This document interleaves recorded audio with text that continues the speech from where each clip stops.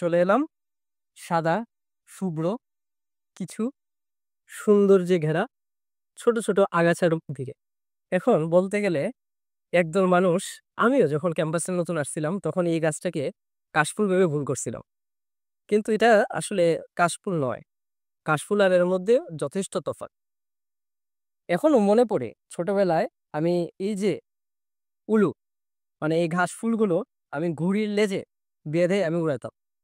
সুন্দর লাগতো শরতের কাশফুল এবং এই যে এই সময়ের ঘাসফুল, এই দুইটার সংমিশ্রণে জিনিসগুলো অনেক সুন্দর হয়ে উঠতো।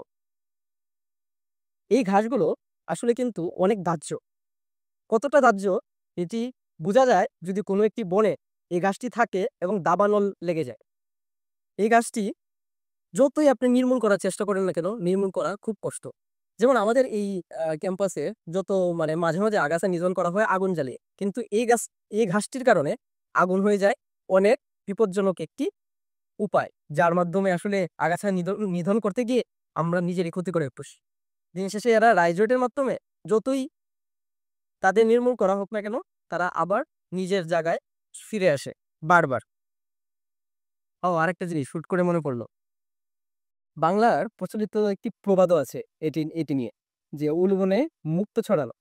আসলে উলুবনের শুভ্রতার সাথে মুক্তোর শুভ্রতা যখন আসলে মিশ্রিত হয়ে যায়, তখন আসলে উলুবনে যেমন ভাবে মুক্ত পাওয়া যায় না, ঠিক এভাবে মানে অপাত্রে জ্ঞান দান ঠিক একইভাবে কাজ করে, যে আসলে ওই পাত্রে জ্ঞান দেওয়া না দেওয়া সমান হিসাবেই কাজ করে।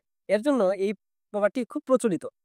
আর আরেকটা জিনিস যেটা আপনাদেরকে আমি দেখাতে চাইছিলাম, যে আসলে ঘাস ফুলগুলো কিন্তু আসলে একবারে কাশফুলের মতো শুভ্র নয়, একটু ধূসর বর্ণের আছে। আর কাশফুলগুলো কই আমি আপনাদের দেখাই, আসেন। আসে না, এই যে এই যে দুটো আগাছাগুলো দেখতেছেন না,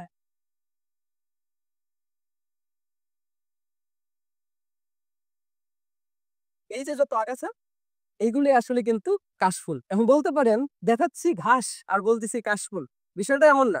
শরৎকালে এগুলো প্রত্যেকটা থেকে কাশফুলের নতুন করে জন্ম হবে। জন্ম হবে বলতে বলতে দিদি আমি বুঝাই যে নতুন করে কাশফুল গজাবে এই বীজ থেকে। তো এই যে দেখেন, আপনাদের দেখে এই যে সুন্দর সুন্দর যে ঘেরা কাশফুল, এবং তার পাশেই কয়েকদিন পরে যখন শরৎকাল আসবে তখন এখানেই ফুলে উঠবে, ফুটে উঠবে সুন্দর সুন্দর কাশফুল, যেগুলো এই উলু ঘাস থেকেও অনেক বেশি শুভ্র এবং সুন্দর। এবং এই যে ঘাসফুল এবং কাশফুল দুটি কিন্তু আসলে আমাদের কাছে সৌন্দর্যের একটি প্রতীক। কিভাবে? নদীর পাড়ে এই সময় যেমন ভাবে ঘাসফুল মানে উলু ঘাস সৌন্দর্য বর্ধন করে, ঠিক এভাবে শরৎকালে কাশফুল নদীর কাছে সৌন্দর্য বর্ধনে কাজ করে। আজকে ভিডিওটা আর কোনো কিছুর জন্য নয়, এই দুইটির পার্থক্য বললাম। আর আসলে আসলে আমাদের ক্যাম্পাসটা এখন হলো উলু ঘাসে ভরে আছে, তো ভাবলাম যে একটু সৌন্দর্যটাও মানে সবার সাথে বন্টন করি। ধন্যবাদ।